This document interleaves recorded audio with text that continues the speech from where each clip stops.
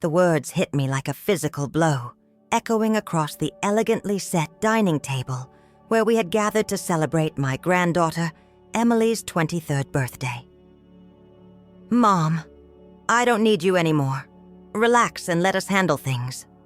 My son Jonathan's voice carried that familiar tone of dismissal, the one he'd perfected over the years. But this time, it was different. This time, he'd said it in front of everyone. I felt the heat rise to my cheeks as conversations around the table stuttered to an awkward halt. Emily's face fell, her fork suspended midway to her mouth.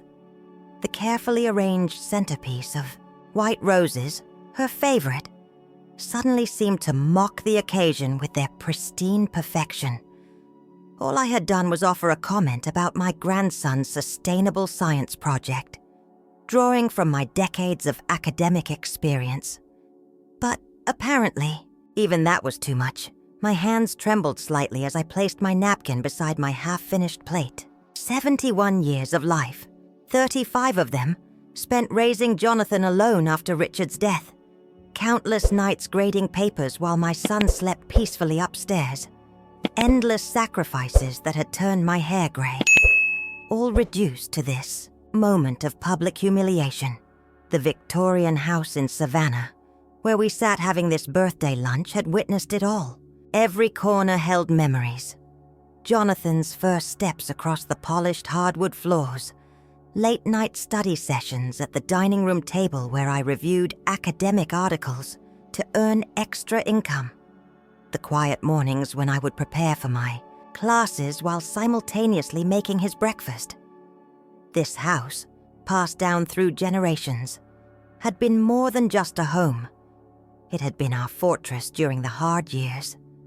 But as I sat there, watching my son casually return to his meal, as if he hadn't just dismissed 3 decades of motherhood, something crystallized inside me.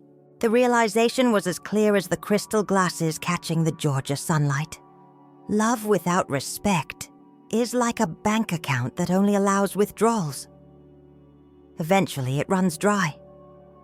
I excused myself quietly, ignoring the concerned glance from Susan Moore, my closest friend, and our family notary, who had also been invited to the celebration. As I made my way to the powder room, my steps steady despite my inner turmoil, I caught a glimpse of myself in the hallway mirror. The woman looking back at me wasn't defeated. She was determined. Right there, between the faded wallpaper and the antique mirror that had witnessed generations of Hill family dynamics, I made a decision that would change everything. The house Jonathan had always assumed would be his inheritance, his safety net, his guarantee, would become the instrument of my liberation. Not out of spite, but out of necessity. Because sometimes the only way to earn respect is to show exactly what someone stands to lose when they take you for granted. People often say that grief shows you who you really are. For me, it revealed a strength I didn't know I possessed. When Richard collapsed that autumn morning, leaving me alone with our 12-year-old son, I didn't have the luxury of falling apart. The world doesn't stop spinning because your heart is breaking. I remember the first morning I had to return to teaching at the university, barely 2 weeks after the funeral. Jonathan sat at our kitchen table pushing his cereal around the bowl, his father's absence like a physical presence between us. "Mom, you don't have to go," he'd said, his voice small against the heavy silence of our Victorian home. But I did have to go. The mortgage wouldn't pay itself and Richard's life insurance would only stretch so far. So I crafted a routine that would define the next decade of our lives. Up at 5 a.m. to grade papers and prepare lectures. Quick breakfast with Jonathan, dropping him at school before my morning classes. Teaching until late afternoon, then racing to pick him up from after school. Activities. Evenings were a blur of helping with homework, preparing dinner, and more grading. After he went to bed, I'd spend hours reviewing academic articles for extra income, work I could do in the quiet hours when the rest of Savannah slept. The academic world became my anchor. My colleagues marveled at how I managed it all. But what choice did I have? Jonathan needed braces, then a computer for school projects, then college application fees. Each semester brought new expenses, new challenges. I took on summer classes, mentored graduate students, anything to ensure my son wouldn't feel the weight of our financial constraints. I still remember the pride in Jonathan's eyes when he got accepted into the architecture program. Standing in our living room, clutching the acceptance letter, he looked so much like Richard it made my heart ache. "Mom, we did it," he'd exclaimed. And in that moment, every sleepless night felt worth it. I remortgaged the house to help with his tuition, never telling him about the additional loans I took on. It was my choice to carry that burden alone. The Victorian house, our family's heritage, became both our sanctuary and my security. I poured whatever extra money I had into maintaining its historic charm. The intricate moldings, the original hardwood floors, the stained glass windows that cast rainbow patterns across our walls on sunny mornings. It wasn't just a property. It was the physical embodiment of our family's resilience. When Emily was born, the house took on new life. 3 days a week, I'd leave campus early to care for her, while Jonathan and his wife built their careers. I transformed my study into a nursery, filled with books and educational toys. Watching Emily grow in the same rooms where her father had played brought everything full circle. During those precious afternoons with my granddaughter, I felt Richard's presence most strongly, in her laugh, in the way she scrunched her nose while concentrating, in her boundless curiosity about the world. But somewhere along the way, as Jonathan's architectural firm flourished and his social circle expanded, something shifted. The son who once sought my advice on everything began treating my input as interference. The weekly family dinners became monthly, then quarterly. My calls went to voicemail, more often than not. Still, I told myself it was normal.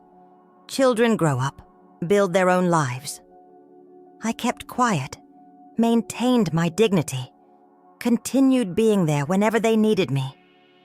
What I didn't realize then was that my silence, my constant accommodation, had set a dangerous precedent.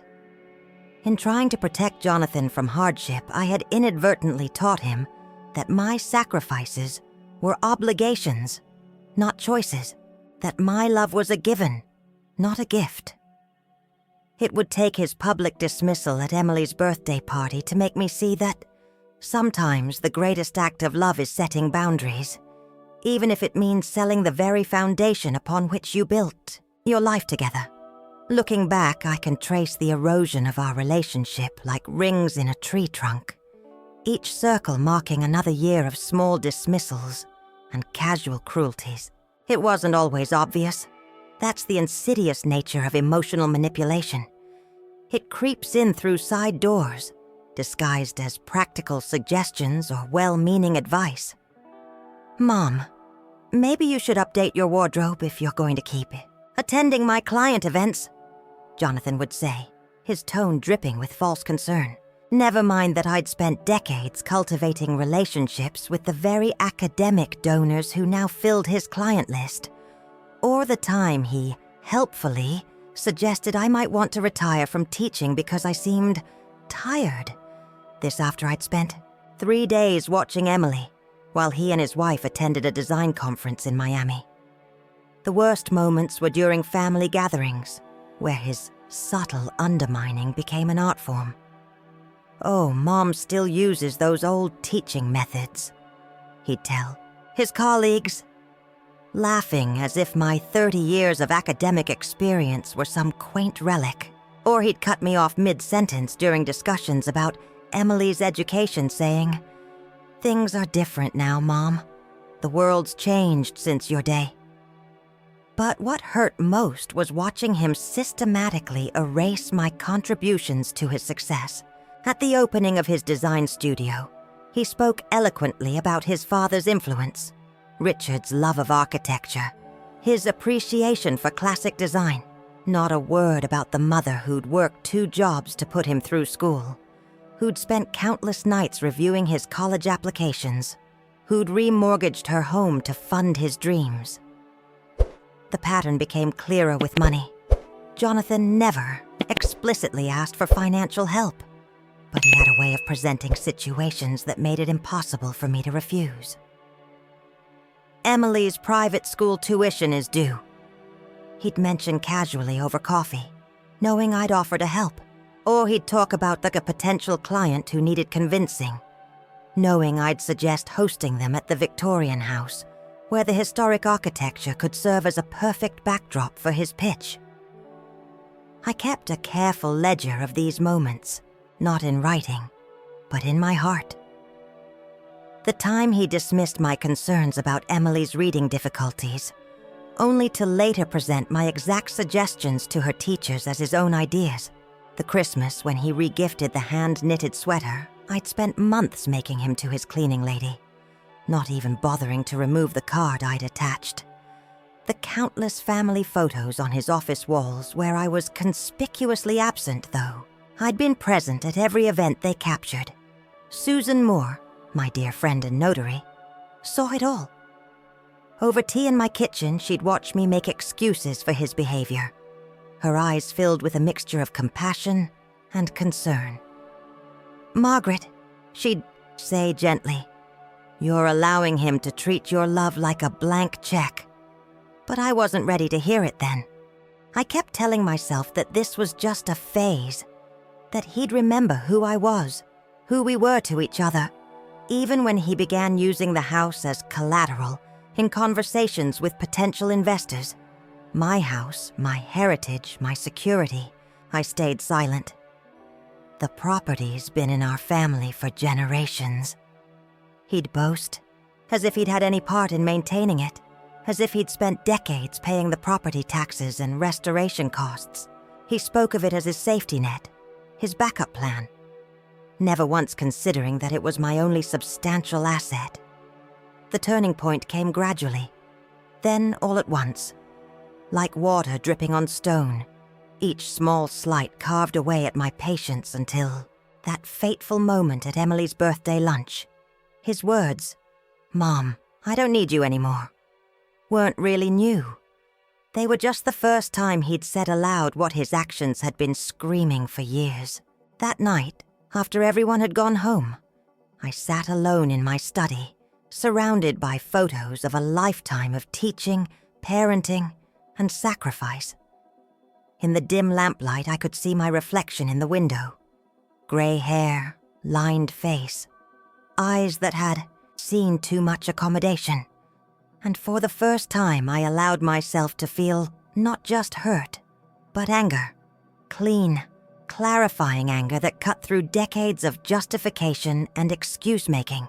It was time to show Jonathan that taking someone for granted has consequences, and that some lessons can only be learned through loss. The morning after Emily's birthday party, I woke up different. It wasn't a dramatic transformation, no sudden epiphanies or emotional outbursts. Instead, it was like finally acknowledging a truth I'd been carrying for years, something heavy and certain settling into place in my chest. I went through my morning routine as usual, brewing coffee in the antique percolator Richard had loved, watching the sunrise paint the kitchen walls through the stained glass windows. But this time, I really looked at my surroundings. Every inch of this house held memories, yes, but it also represented power. Power I'd unconsciously handed over to Jonathan through years of passive acceptance. The first person I called was Susan. "Can you come over?" I asked, my voice steady. "There's something I need to discuss." She arrived within the hour, elegant as always in her tailored suit, but her eyes were concerned. We sat in my study where generations of Hill family decisions had been made. "I want to sell the house," I said simply, watching her face for reaction. Susan didn't seem surprised. Instead, she pulled out her tablet and began taking notes. "Tell me what you're thinking, Margaret," she said. And for the first time in years, someone was actually listening. I laid out my plan carefully, methodically, like preparing a lecture for my graduate students. The house's historical value had increased significantly over the years, thanks to my careful maintenance and Savannah's booming real estate market. My research suggested it could sell for 3 times what Jonathan probably estimated its worth to be. The key, I explained to Susan, is absolute discretion. Jonathan has been using the possibility of inheriting this house as leverage with his investors. I need to complete the sale before he realizes what's happening. Susan nodded, understanding immediately. She'd witnessed enough of our dynamic over the years to know why this needed to be handled delicately. Over the next few days, I maintained my normal routine. I attended my faculty meetings, had lunch with colleagues, babysat Emily on Tuesday afternoon. But beneath this calm exterior, I was working. Each evening, after ensuring no one would drop by unexpectedly, I methodically photographed every room, documented every historic feature, and compiled a comprehensive portfolio of the property's value. Susan connected me with a real estate agent who specialized in historic properties and understood the need for confidentiality. Sarah Blackwood arrived one evening after dark, absorbing every detail of the house with professional appreciation. "Mrs. Hill?" she said, reviewing my documentation. "You've maintained this property impeccably. We could list it as soon as next week." The irony wasn't lost on me that my dedication to preserving this house, which Jonathan had taken for granted, would now become the very thing that would set me free from his expectations. Every carefully restored molding, every maintained, original feature would translate into value that he couldn't control. I spent my nights planning what would come next. The sale wouldn't just be an end, it would be a beginning. I began researching university endowments, particularly those supporting women in academia. Years of watching bright female students struggle with limited resources had left its mark on me. Perhaps it was time to create something meaningful from this situation. The hardest part was maintaining normalcy around Emily. She'd always been perceptive, and I caught her watching me with curious eyes during our Tuesday afternoon together. "Grandma," she asked as we worked on her literature assignment, "are you okay? You seem different lately." I smiled, touching her cheek gently. "I'm more than okay, sweetheart. I'm finally becoming who I need to be." In my quiet moments, I found myself remembering something Richard used to say. True strength isn't in never falling. It's in how you choose to stand back up. For years, I'd thought I was being strong by accepting Jonathan's behavior, by maintaining peace at any cost.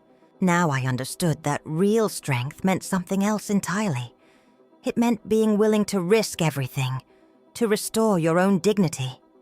The plan was taking shape, each piece falling into place with quiet precision. Like the academic papers I'd spent decades reviewing, this too required careful attention to detail, a clear methodology, and most importantly, the courage to follow through to the conclusion, wherever it might lead.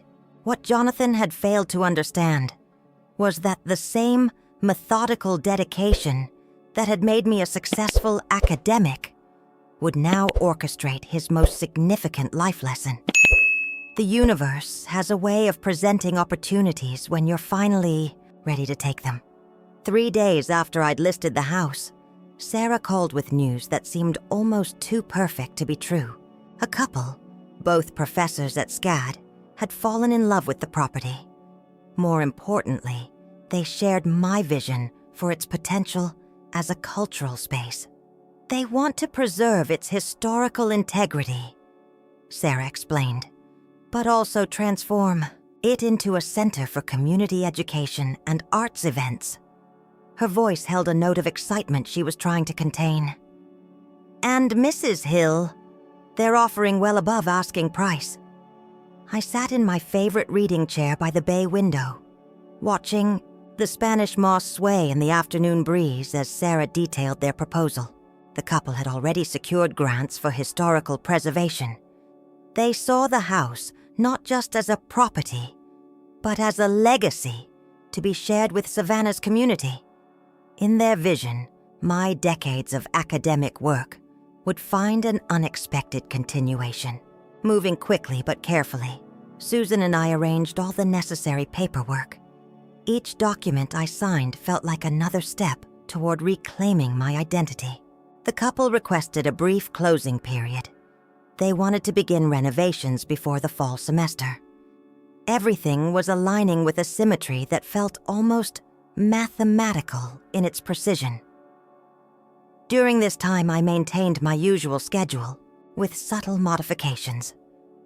I began quietly donating books I wouldn't need in my next phase of life to the university library. Family photos were carefully packed and sorted. Each item I handled carried memories.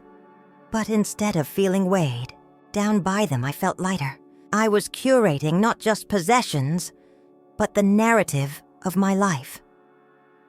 Jonathan remained oblivious, caught up in his own world of client meetings and project deadlines. He called once during this period, but only to ask if I could watch Emily for an extra day because his wife had a conference. I agreed, of course. My relationship with my granddaughter was separate from the reckoning that was coming. The day we closed on the house, I wore my favorite blazer, the one I'd worn to receive my Distinguished Professor Award. Susan accompanied me to her office where the buyers were waiting. They stood as I entered, their respect evident in their posture and warm smiles. For 2 hours, we discussed not just legal details, but their plans for the space. The wife, Dr. Catherine Chen, spoke passionately about educational outreach programs. Her husband, Dr. James Chen, shared sketches for how they would preserve the original architecture while adapting spaces for public use.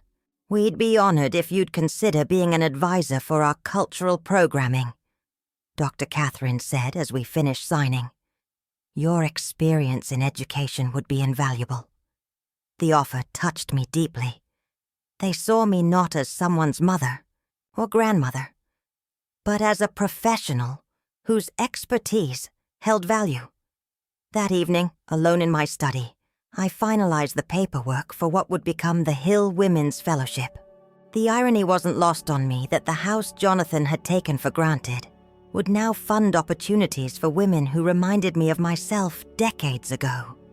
Dedicated scholars who just needed someone to believe in their potential. I thought carefully about how to tell him. In the end, I decided on simplicity. I composed a brief email. "Dear Jonathan, I want to inform you that I have sold the Victorian house. The new owners will take possession at the end of the month. The proceeds have been allocated to establish a university fellowship program. I trust you understand that this decision, like the house itself, was always mine to make. Mom." My finger hovered over the send button for just a moment. Not from doubt, but from the weight of knowing that this single action would reshape our relationship forever. Then I remembered his dismissive words at Emily's birthday, and I pressed send with the same quiet determination that had carried me through decades of single motherhood. The house had been my anchor during the storms of life, but now it would become something more. A catalyst for change, not just for me, but for generations of women to come. As I walked through the familiar rooms that evening, I didn't feel grief. Instead, I felt something I hadn't experienced in years. The quiet satisfaction of choosing my own path, of using my power not to punish, but to create something meaningful from the ashes of disappointment. The response came exactly 37 minutes after I sent the email.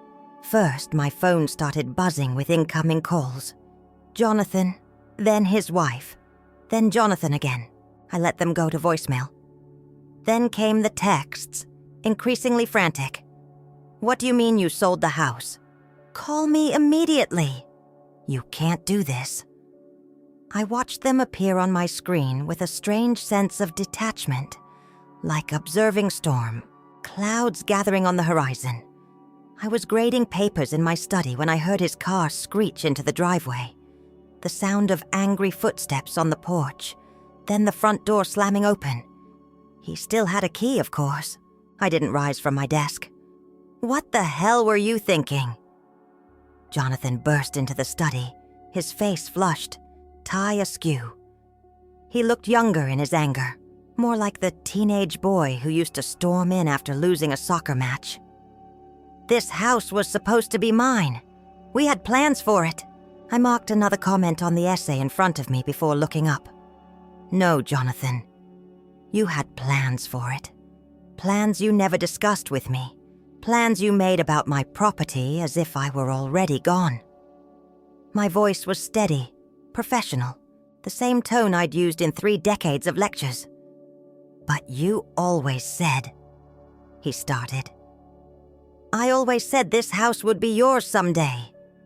I interrupted, finally setting down my pen. But someday is not a blank check you can cash whenever you want, especially not when you've made it clear that my only value to you is as a convenience. He paced the room, running his hands through his hair. Richard's gesture, but without Richard's gentleness. I need this house, Mom. The studio is struggling. I was counting on using it as collateral for a loan. How could you be so selfish? The word selfish hung in the air between us. I felt a laugh bubble up in my throat. Not mirth, but something darker, more elemental. Selfish, I repeated, standing slowly. Let me tell you about selfish, Jonathan. I walked to the window where the afternoon sun was casting long shadows across the garden I'd tended for 30 years. Selfish is expecting your mother to be your unpaid babysitter while treating her expertise as outdated and irrelevant. Selfish is using her home as leverage in your business dealings without even discussing it with her. Selfish is telling her, in front of family and friends, that you don't need her anymore, except, apparently, when you need her house as collateral. That's not fair, he protested, but his voice had lost some of its thunder. I never meant... What exactly did you mean then? I turned to face him fully. When you dismissed my input about Emily's education, when you mocked my teaching methods to your colleagues, when you treated me like an ATM with a convenient babysitting service attached. He sank into the leather armchair, Richard's chair, looking suddenly deflated. The studio's in trouble, he admitted, his voice smaller now. Sarah's talking about leaving. We needed this as a backup plan. And that's precisely why I sold it, I said, my voice gentler, but still firm. Because you needed to learn that backup plans aren't birthrights, Jonathan. They're privileges earned through respect and reciprocity. What am I supposed to do now? The question came out almost like a child's plea. I walked to my desk and picked up a folder. I'd prepared it days ago, knowing this moment would come. Here's information about the Hill Women's Fellowship I've established with the proceeds from the sale. I suggest you read it. Really read it. Understand what I've built from the ashes of your entitlement. Then, when you're ready to see me as a person rather than a resource, we can talk about rebuilding our relationship. He stared at the folder but didn't take it. Mom, please, we can fix this. There must be some way to reverse the sale. The sale is final, Jonathan, and frankly, it's not what needs fixing here. I placed the folder on the desk between us. The house was never the real issue.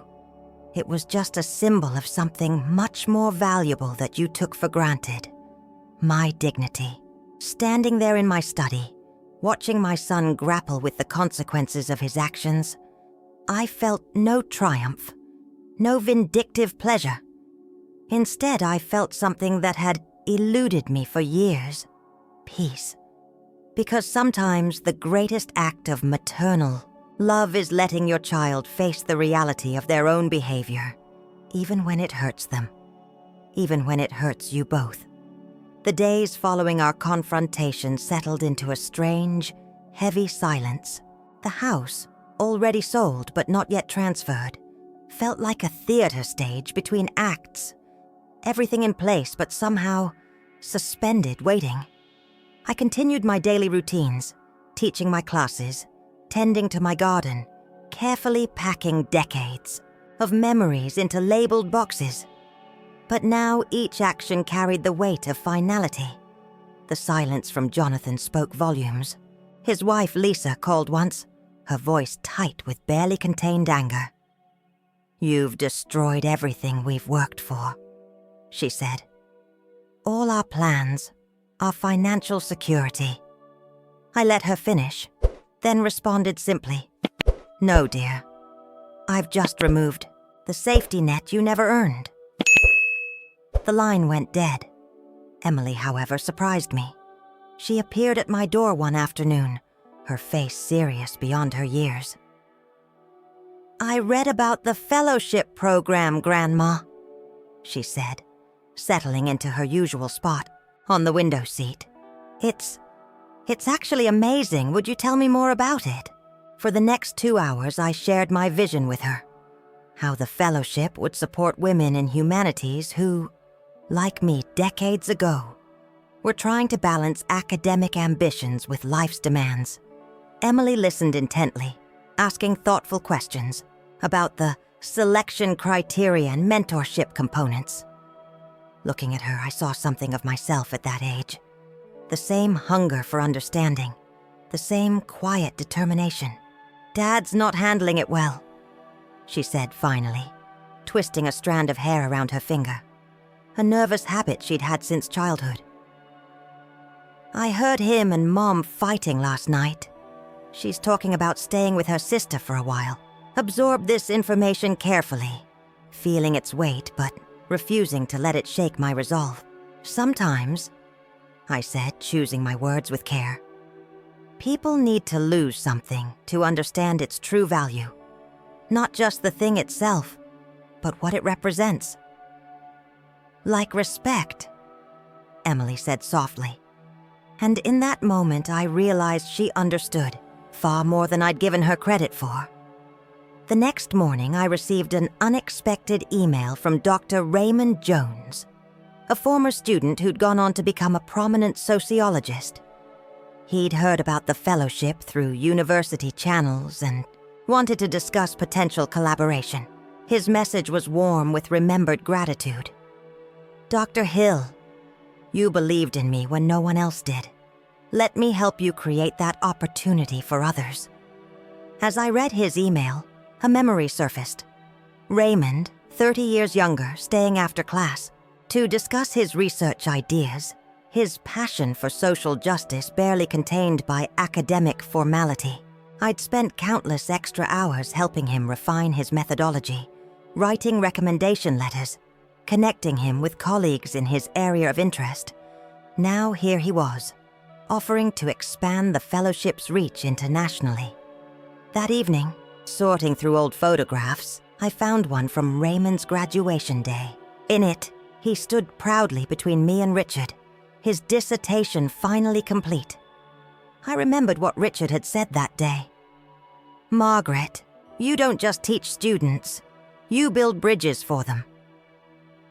The truth of those words echoed across the decades, taking on new meaning.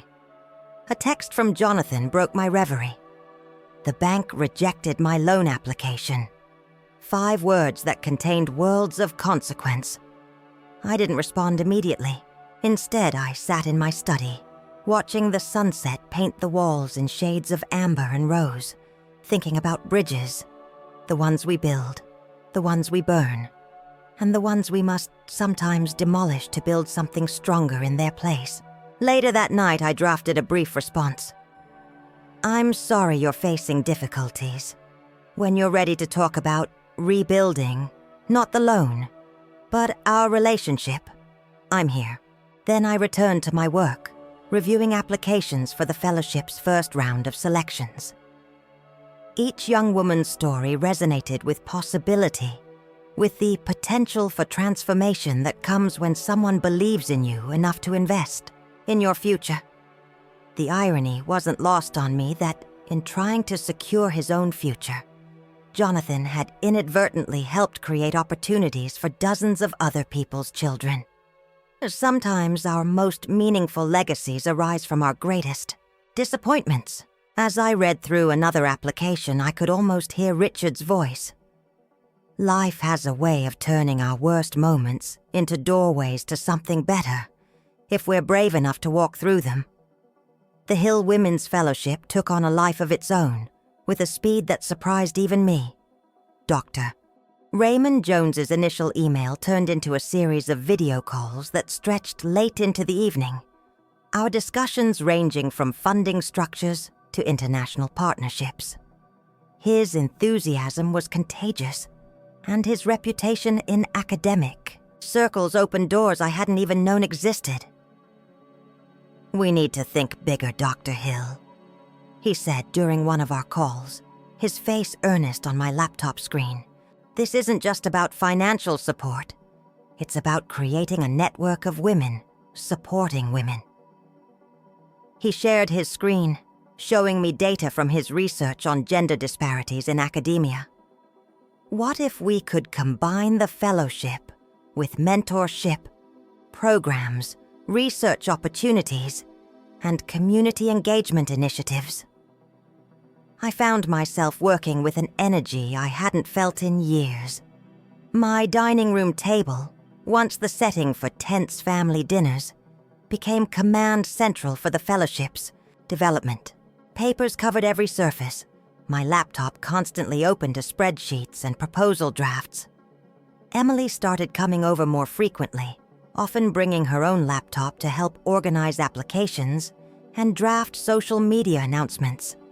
Look at this one, Grandma, she'd say, pointing to an application. She's a single mother working on her PhD in medieval literature while teaching part-time. Or, this candidate is researching indigenous storytelling traditions while raising her younger siblings. Each story reminded me of my own journey, of the countless women who'd balanced academic dreams with family responsibilities.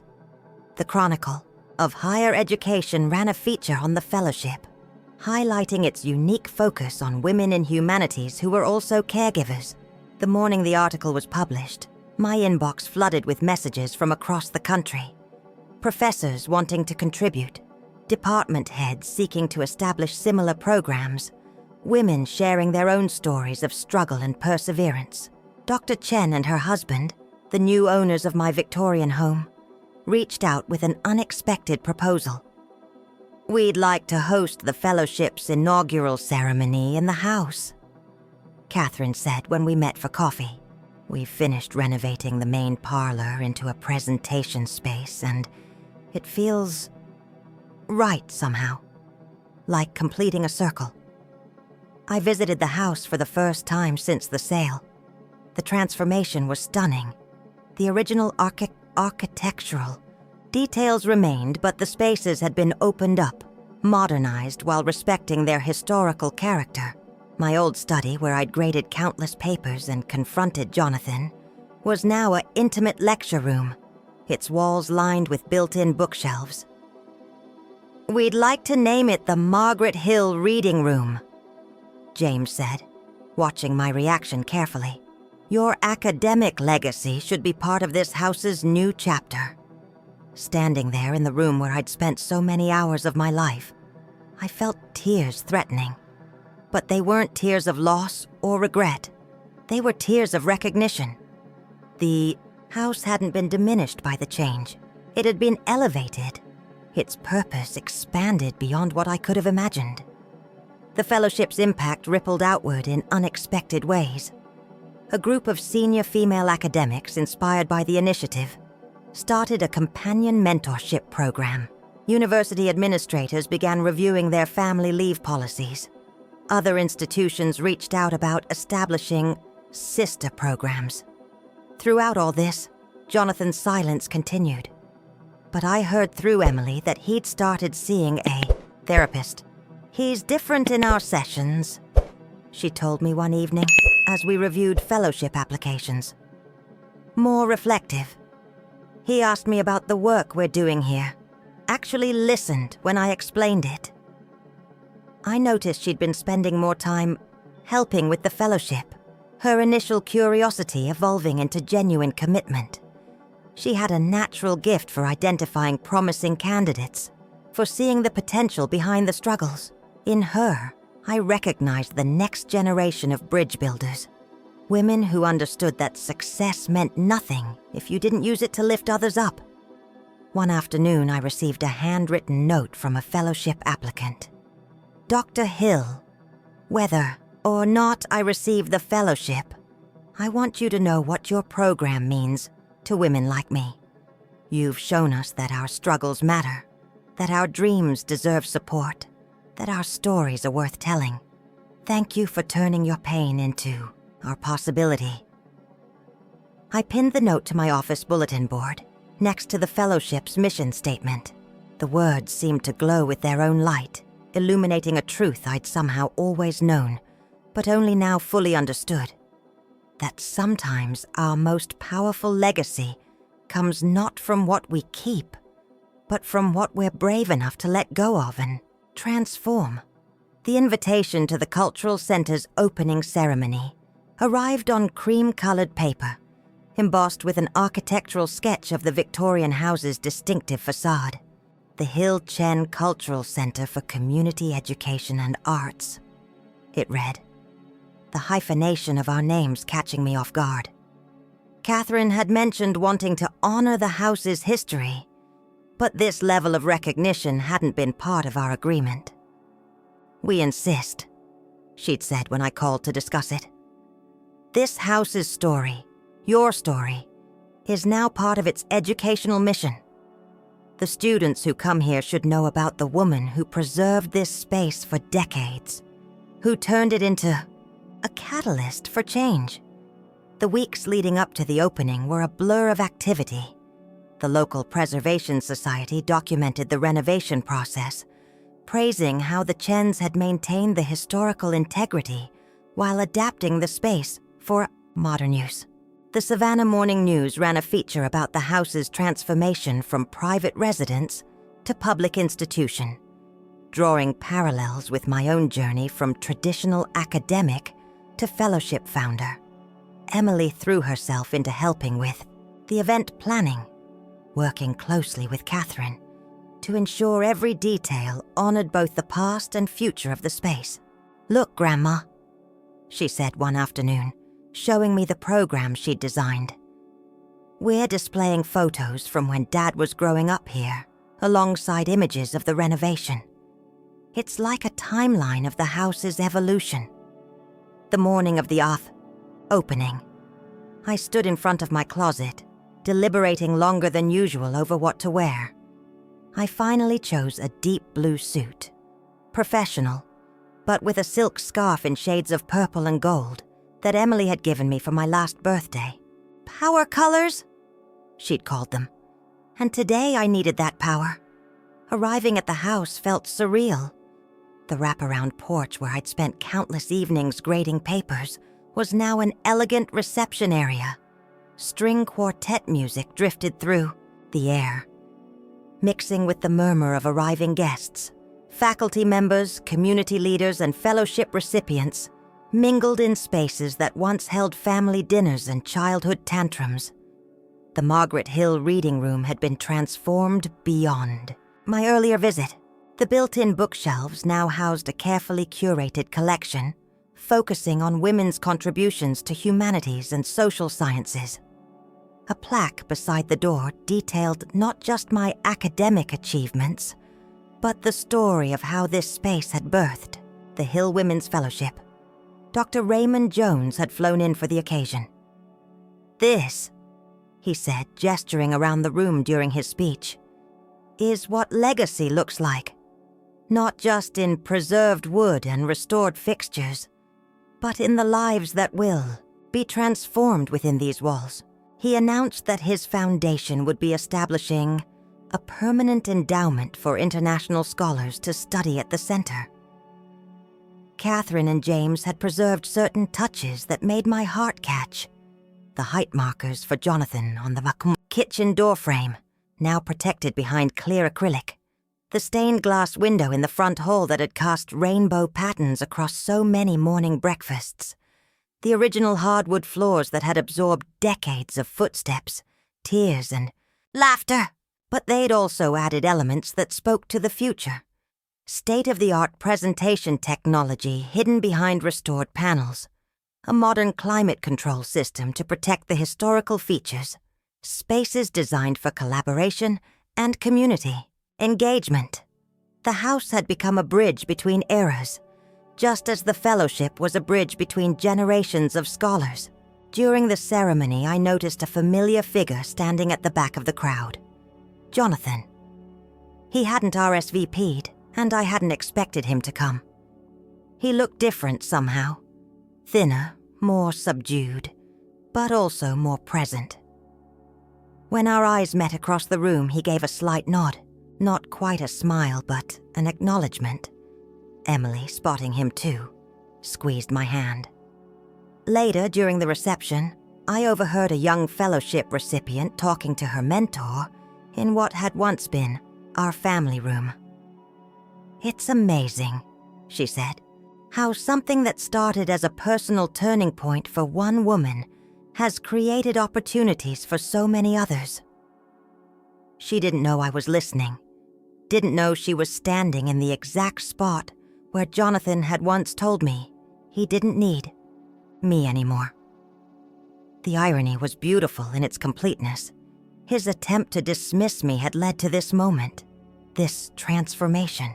The house that he'd seen as merely a financial asset had become a symbol of something far more valuable. The power of turning pain into purpose, of transforming endings into beginnings. Standing in the center of it all, watching new life flow through these old rooms, I understood something profound. Sometimes the most powerful form of resistance isn't in fighting back, but in growing beyond. The house hadn't just been saved or changed. It had evolved just as I had, into something larger than itself. And in that evolution lay a lesson that no amount of inheritance could have taught. Dr. Raymond Jones's vision for international expansion transformed the Hill Women's Fellowship in ways I never could have imagined.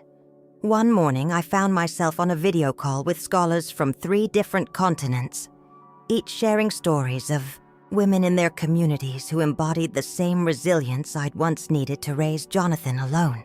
"In Delhi," said Professor Sharma, her image slightly pixelated but her passion clear, "we have brilliant women putting themselves through graduate school while supporting extended families. Your fellowship model speaks to them." From São Paulo, Dr. Oliveira described single mothers pursuing doctorates in literature while working multiple jobs.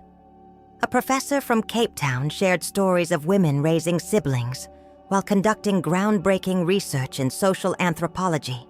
The Journal of Public Humanities featured our program in their spring issue, highlighting how the fellowship had evolved from a personal response to family dynamics into a global movement. The Hill Model, they called it, a framework for supporting women scholars that acknowledged the complex interplay between academic ambition and family responsibilities. Emily had become instrumental in this expansion, bringing her generation's facility with digital connectivity to our traditional academic approach. She created an online platform where fellowship recipients could connect across borders, sharing resources and support. "It's like a virtual version of your study, Grandma," she explained. showing me how women from different countries left messages for each other, offering encouragement and practical advice.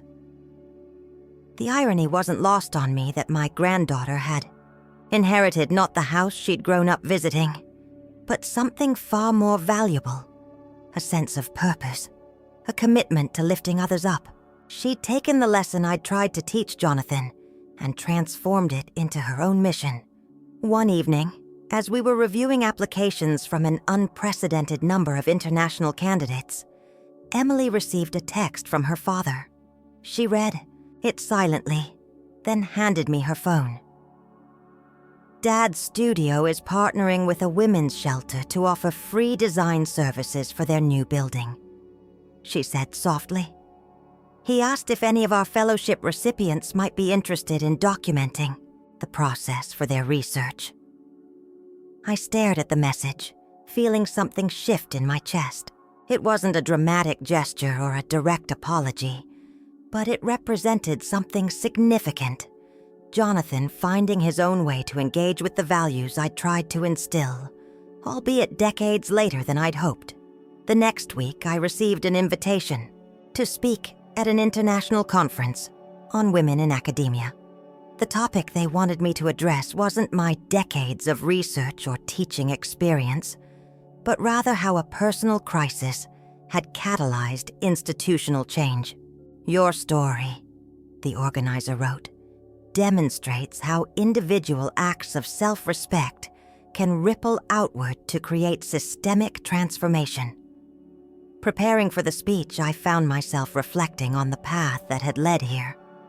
I thought about that birthday lunch that had seemed like an ending but had actually been a beginning, about how the sale of a house had built not walls but bridges, about how my attempt to reclaim my dignity had somehow helped others find theirs. The conference was being held in London, and as I packed my bags, I found myself smiling at how far things had come from those long nights grading papers in my Victorian study. Dr. Jones had arranged for several fellowship recipients to present their research alongside me. Their work spanned continents and disciplines, but each project carried a thread of the same story: women refusing to be diminished, choosing instead to grow.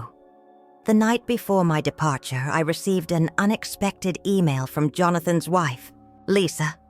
She'd seen the conference announcement and wanted to share something. "Your actions forced us to face uncomfortable truths about ourselves," she wrote. "Jonathan's in a better place now, professionally and personally, because you chose truth over comfort. I didn't understand it then, but I do now. Sitting in my new apartment, surrounded by carefully chosen belongings from my old life, I felt the weight of everything that had changed. The house that Jonathan had seen as his safety net had become a foundation for something far more significant. A global network of women supporting women, of stories inspiring stories, of small acts of courage creating ripples of change." Dr. Jones had been right. We needed to think bigger. But what none of us had anticipated was how the personal would become universal, how one woman's stand for dignity would resonate across cultures and continents. The fellowship hadn't just created opportunities, it had started conversations about value, respect, and the quiet power of choosing oneself. The email from Jonathan arrived the morning after my return from London. "Can we meet? Just us?" Simple words that carried the weight of months of silence. I suggested the cafe near the university where I used to take him for hot chocolate after school, back when he was small enough to believe his mother had all the answers. He was already there when I arrived, sitting at a corner table with 2 cups of tea, English breakfast, my favorite. The gesture, small but deliberate, didn't escape my notice. He looked different from the angry man who had stormed into my study months ago, softer somehow, more reminiscent of the thoughtful boy he'd once been. "I watched your conference speech online," he said after we'd settled. "Emily sent me the link." He paused, turning his cup slowly. You talked about the difference between inheritance and legacy, about how one is given, but the other is earned. I waited, letting the silence do its work. Years of teaching had taught me the power of an unhurried moment. I've been doing a lot of thinking, he continued, his voice quieter now. In therapy, we talked about entitlement. How I'd confused having rights with having earned them. How I'd taken your support for granted because it had always been there. Like the house, like the air I breathed. Outside, students hurried past the window, their lives in motion while ours sat suspended in this moment of potential transformation. The house was never just a house, was it? He asked, meeting my eyes for the first time. It was everything. You sacrificed everything you built for us, and I treated it like an ATM.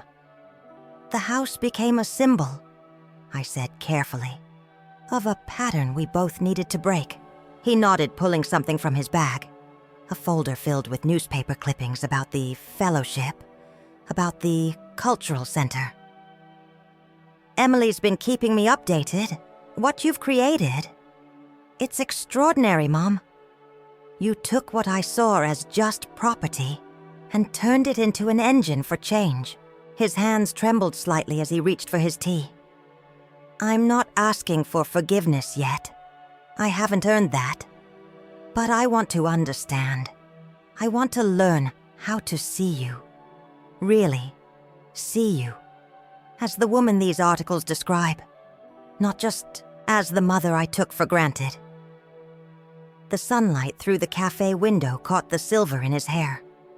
When had that appeared? Perhaps we'd both been aging in ways neither of us had noticed.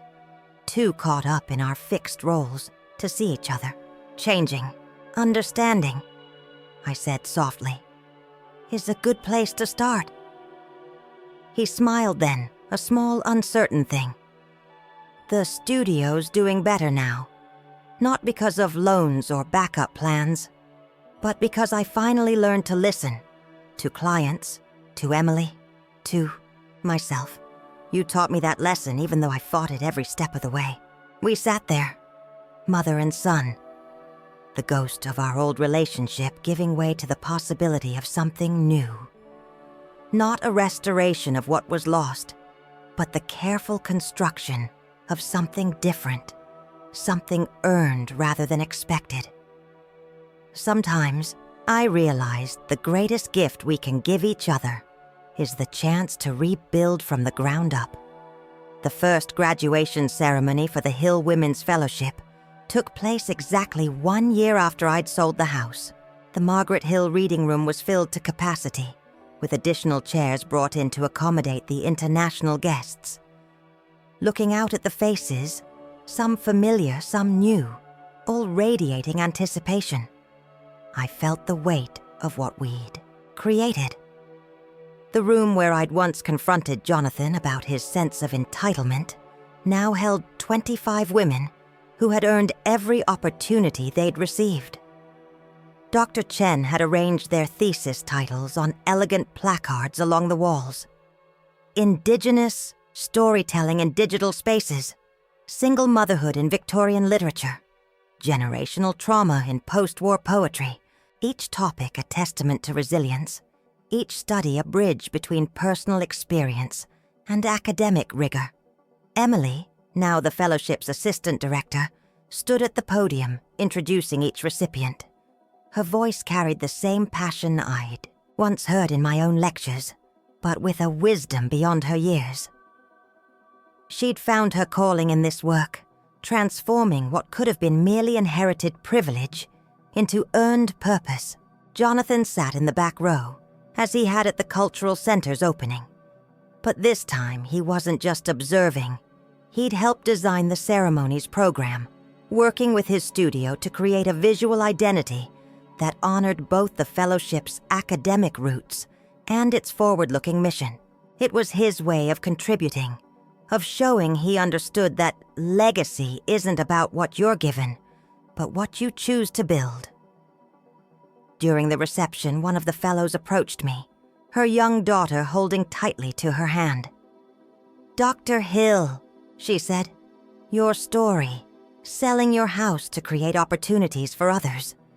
It gave me courage to sell my mother's jewelry to fund my research. She would have understood, just as your son finally did, that true inheritance is in the chances we create, not the things we keep." I watched Jonathan overhear this conversation, saw something shift in his expression. Later, he joined me by the window where I used to stand and grade papers. "I've been thinking about Dad," he said quietly. "About how he always said you were the real architect in the family. Not because you designed buildings, but because you built foundations for people to grow." The afternoon light filtered through the restored stained glass windows, casting familiar patterns across the hardwood floors. In that moment, I saw our story reflected in every aspect of this space. The old and new intertwined, pain transformed into purpose, broken relationships carefully rebuilt. Dr. Jones announced the international expansion would begin ahead of schedule, thanks to unexpected support from academic institutions worldwide. As he spoke, I noticed Jonathan taking notes, his architectural mind already sketching possibilities for satellite programs, for spaces that could house similar transformations in other cities. We stood together, mother, son, and granddaughter, watching the fellows receive their certificates. Each woman's story echoed elements of my own: sacrifices made, obstacles overcome, dignity reclaimed. But their achievements weren't endings. They were beginnings, ripples moving outward to touch other lives, other stories, other possibilities. In the room that had once witnessed our family's fracture, we were now witnessing healing multiplied. The house hadn't just been saved or changed. It had become a catalyst for countless other transformations. And in that metamorphosis, Jonathan and I had found our way back to each other, not as mother and son bound by obligation, but as adults who had learned the true meaning of legacy. The Chronicle of Higher Education's annual conference invited me to deliver the keynote address on transformative education initiatives. Standing at the podium, I could hardly believe how much had changed in 18 months. The woman who had once felt dismissed at her granddaughter's birthday, Party was now being introduced as a pioneering force in academic support systems. The Hill model, the conference moderator explained, has redefined how we think about women's advancement in academia. She listed statistics that still amazed me. 25 fellows in our first year, expanding to 75 in the coming term. 3 international chapters opening in Delhi, Sao Paulo, and Cape Town. Over 200 applications from women whose stories echoed my own journey of balancing family obligations with academic aspirations. But it was the unexpected, ripple effects that touched me most deeply. Other universities had begun reviewing their policies on parent scholars. Research foundations were reassessing their grant criteria to consider caregiving responsibilities. The conversation was shifting, not just about women in academia, but about the very nature of success and sacrifice. Jonathan's architectural firm had found new purpose in this movement, specializing in renovating historical buildings into educational spaces. "Every building has a story," he told a reporter recently. "Sometimes it takes losing something precious to understand its true value." Daya, the journalist, hadn't known he was talking about more than architecture. Emily had grown into her role as assistant director with remarkable grace. Walking into her office at the Cultural Center, my old study, I often found her mentoring young women with the same patience I'd once shown my own students. She'd inherited not wealth or property, but something far more valuable: the understanding that true legacy lies in what we build for others. During a faculty meeting, a young professor shared how the fellowship had influenced her decision to return to teaching after having twins. Dr. Hill showed us that vulnerability can become strength, she said. That choosing yourself doesn't mean abandoning others. It means creating space for everyone to grow. The Victorian House, now the Hill Chen Cultural Center, had hosted 3 international symposiums, its rooms filling with voices and ideas from around the world. The garden where I'd once graded papers now held meditation sessions for stressed graduate students. Every corner had been reimagined, yet somehow remained true to its essence, a space for growth, learning, and transformation. One evening, reviewing applications with Emily, I found myself sharing stories about Richard, about the early years of struggle and hope. Your grandfather always said that education was about more than books, I told her.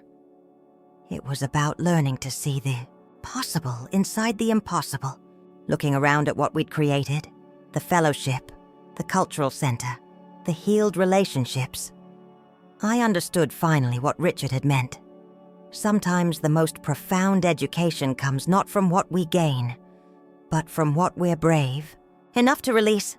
In letting go of the house, I'd found something greater, the power to turn personal pain into collective possibility. The woman I'd been at Emily's birthday party could never have imagined this future. But then again, sometimes the best chapters of our lives begin with what feels like an ending. In choosing to value my dignity over property, I'd accidentally created a blueprint for others to do the same.